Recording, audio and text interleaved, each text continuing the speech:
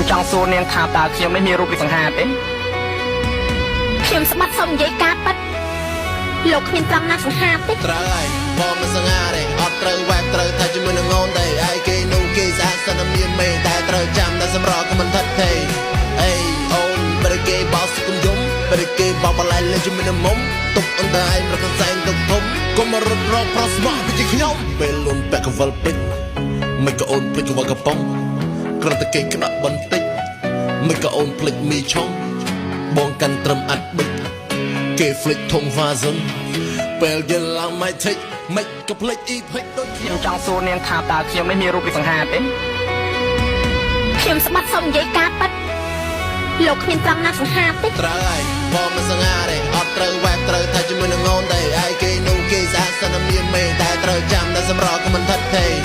អេអូនបរិគេបោសគុំយំបរិគេបោបលៃលេងជាមួយនឹងមុំទុកអន្តឯងរកសែងទុកធំកុំមករត់រកប្រស្មោះពីខ្ញុំពេលលុនពាក់កវលពេជ្រមិនក៏អូនភ្លេចកវលកំប៉ុងគ្រាន់តែគេក្តាក់បន្តិចមិនក៏អូនភ្លេចមីឆុងបងកាន់ត្រឹមអាត់បិចគេភ្លេចធំវ៉ាសុន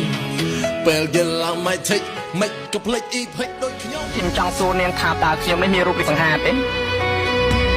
ខ្ញុំស្បាត់សុំនិយាយការពិតលោកគ្មានត្រង់ណាសង្ហាទេត្រូវហើយបងមិនសង្ហាទេអត់ត្រូវវ៉ាប់ត្រូវថាជាមួយនឹងអូនទេឯគេនោះគេស្អាតសិនមានមេតែត្រូវចាំតែសម្រក់ក៏មិនថិតទេអេអូនបរិគេបោសគុំយំបរិគេបោបលៃលេងជាមួយនឹងមុំទុកអន្តឯងរកសែងទុកធំកុំមករត់រកប្រស្មោះពីខ្ញុំពេលលុនពាក់កវលពេជ្រមិនក៏អូនភ្លេចកវលកំប៉ុងគ្រាន់តែគេក្តាក់បន្តិចមិនក៏អូនភ្លេចមីឆុងបងកាន់ត្រឹមអាត់បិចគេភ្លេចធំវ៉ាសុនពេលយល់ឡើងមិនថេចមិនក៏ភ្លេចអ៊ីភេចដូចខ្ញុំចង់សួរនាងថាតើខ្ញុំមិនមានរូបរាងសង្ហាទេខ្ញុំស្បាត់សុំនិយាយការពិតលោកគ្មានត្រង់ណាសង្ហាទេត្រូវហើយបងមិនសង្ហាទេអត់ត្រូវវ៉ាប់ត្រូវថាជាមួយនឹងអូនទេឯគេនោះគេស្អាតសិនមានមេតែត្រូវចាំតែសម្រក់ក៏មិនថិតទេអេអូនបរិគេបោសគុំយំបរិគេបោបលៃលេងជាមួយនឹងមុំទុកអន្តឯងរកសែងទុកធំកុំមករត់រកប្រស្មោះពីខ្ញុំពេលលុនពាក់កវលពេជ្រមិនក៏អូនភ្លេចកវលកំប៉ុងគ្រាន់តែគេក្តាក់បន្តិចមិនក៏អូនភ្លេចមីឆុងបងកាន់ត្រឹមអាត់បិច